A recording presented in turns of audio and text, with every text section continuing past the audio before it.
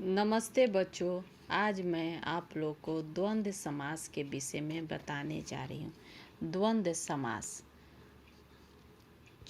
चलिए आज हम द्वंद्व समास क्या है, इसकी परिभाषा क्या है, यह कैसे बनता है, इसका विग्रह कैसे होता है, इन सब के विषय में आपको बताऊंगी। सबसे पहले हम जानेंगे कि द्वंद्व समास का क्या अर्थ है। द्वंद्व शब्द का शाब्दिक अर्थ है जोड़ा। यहाँ पर बताया जाएगा जब दो पद आते हैं तब जोड़े के रूप में आते हैं और उनके बीच में योजक चिन्ह का प्रयोग होता है,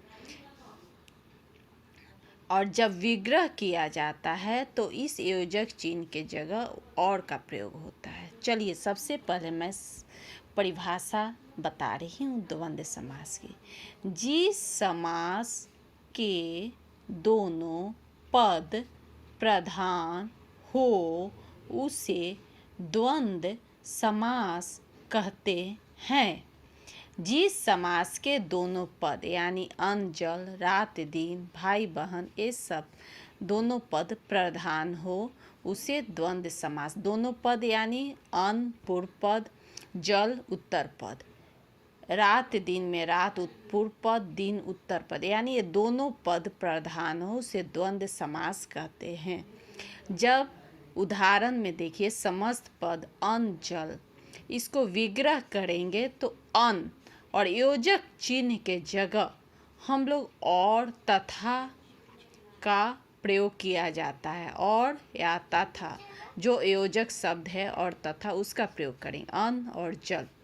रात दिन, रात दिन, रात और दिन, भाई बहन समस्त पद विग्रह करेंगे तो भाई और बहन। घर बाहर समस्त पद विग्रह करेंगे तो घर और बाहर। छोटा बड़ा समस्त पद विग्रह करने पर छोटा और बड़ा। इस तरह हम इस समास से कई बातें देखने को मिलता है। इस तरह इस समास से यानी कई बातें सामने आती है। सर्वप्रथम इस समास के यह बात सामने आती है कि इसके दोनों पद प्रधान होते हैं। इसमें कोई ये नहीं कि पूर्व पद प्रधान होता है या उत्तर पद। पूर्व और उत्तर पद दोनों प्रधान होते हैं। दूसरी बात सामने आती है कि इसमें जो बीच में समस्त पद में जोड़े के अन्न जल रात दिन के बीच में जो योजक चिन्ह का प्रयोग होता है उसकी जगह हम लोग और तथा का प्रयोग करते हैं, यानी योजक चिन्ह की जगह और तथा का प्रयोग होता है।